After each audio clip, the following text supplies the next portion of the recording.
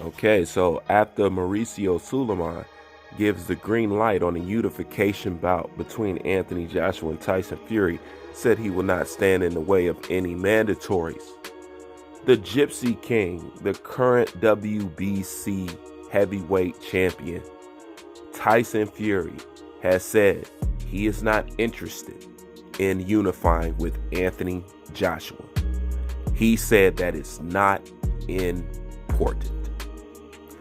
Now I'm going to pause for a second, because first I want to rally up all those fake Tyson Fury fans that jumped on his bandwagon, especially after Anthony Joshua's speech and talking all that shit.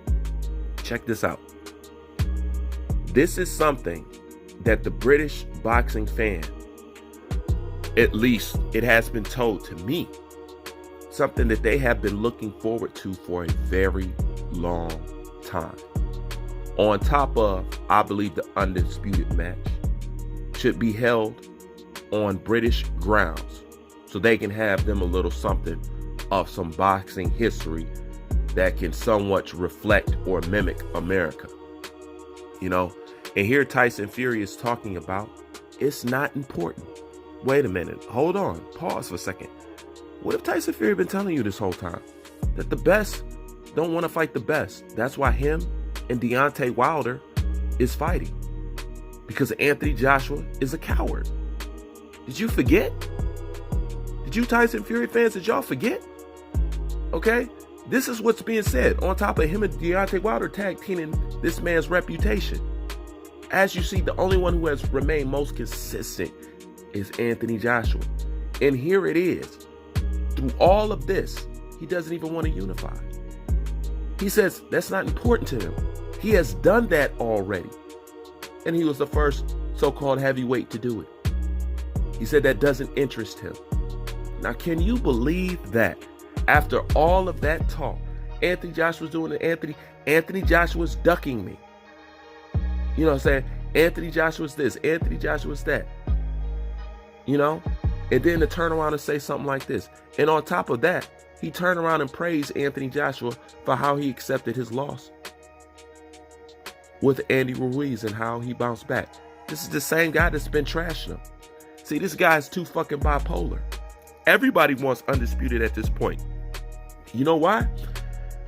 And let me tell you why this is an insult to injury. And why Tyson Fury should get more of the Scrooge put to him than Deontay Wilder. I'm going to tell you why. Because we looked at Deontay Wilder as the reason of holding up unification. And he was. Well, like, man, you clogging up fucking process. We don't release it from the clutches of that bum-slaying, fighting-ass champion for it to go to this bipolar-ass champion who's going to do the same fucking thing. That absolutely makes no sense. It made no sense. And these are people say, oh, Anthony Joshua doesn't stand a chance fighting Tyson Fury, blah, blah, blah. He got so much skill here. The man just told you it wasn't fucking important. After all of this. Look, man, I like Tyson Fury a lot. He my guy. But he too fucking bipolar for this situation. He lied too much. He don't know what he's doing on a day-to-day basis. I appreciate his skill set and his drive to win at times, his ability to be able to focus down and pull what he believes out into reality. I love that part about Tyson Fury. But it's also this part about Tyson Fury I don't like. See, back on drugs again? There is no telling. How do you get to that point? But do you see how he used the fans to get himself in a position? Now that he's in that position, he's like, you know what? It's not important. No. So check this out. Not only does he doesn't want to rematch Deontay Wilder, and I don't care what nobody say. I don't understand how boxing fans don't want to see that fight again. That will ever be beside me. I will never figure that out. But not only do you not want to honor a rematch with Deontay Wilder, because I want to see it again, but also you're saying a fight with Anthony Joshua is not important, and you ducking Dylan White. Come on now. But see, this is the problem with boxing. We don't treat fighters equal. We don't.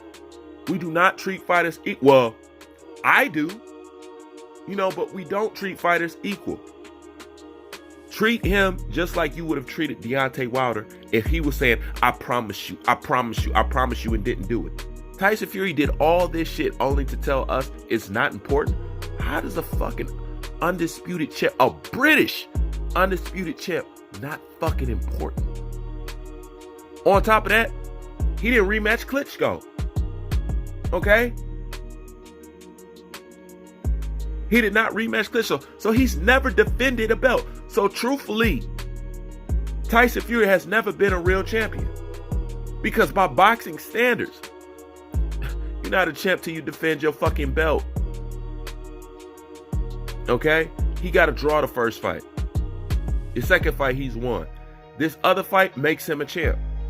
And same thing with Andy Ruiz. You're not a champ till you win a belt. Till you defend your belt. Okay?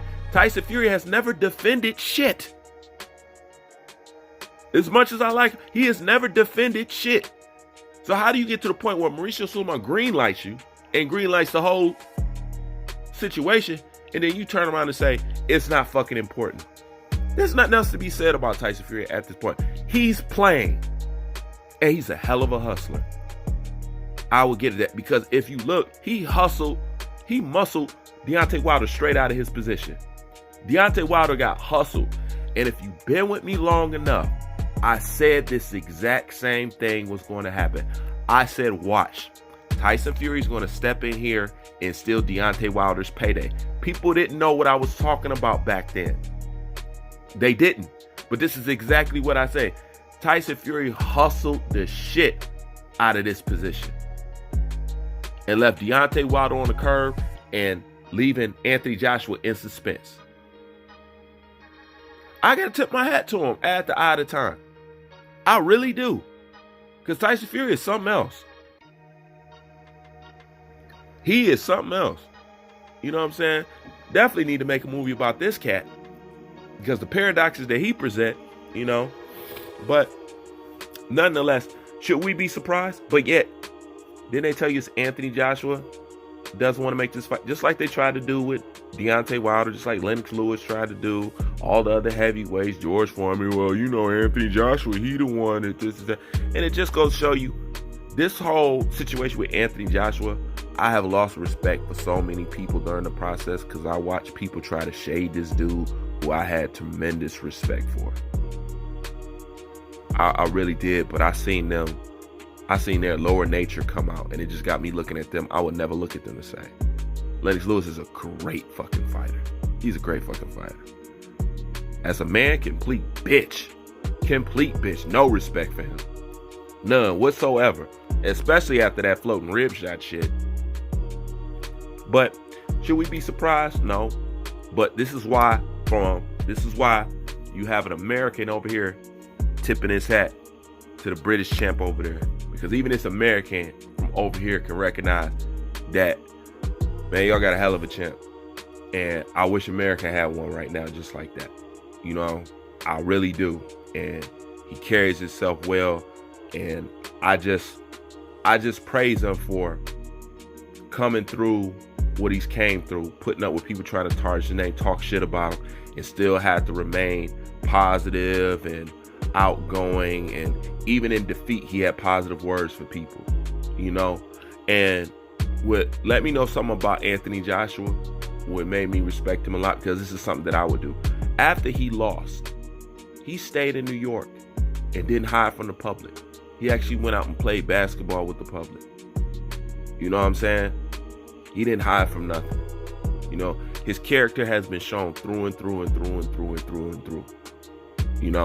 And I just have to say, I appreciate that. It's good that I can see that in somebody nowadays, because I'm looking out in boxing and it's hard to see that shit. I see a few glimpses here and there. Teofimo Lopez here, Anthony Joshua over here, but it's not many of those lights in boxing. So that's my appreciation. As far as Mauricio Sulaiman, fuck that fat bitch. I'm out.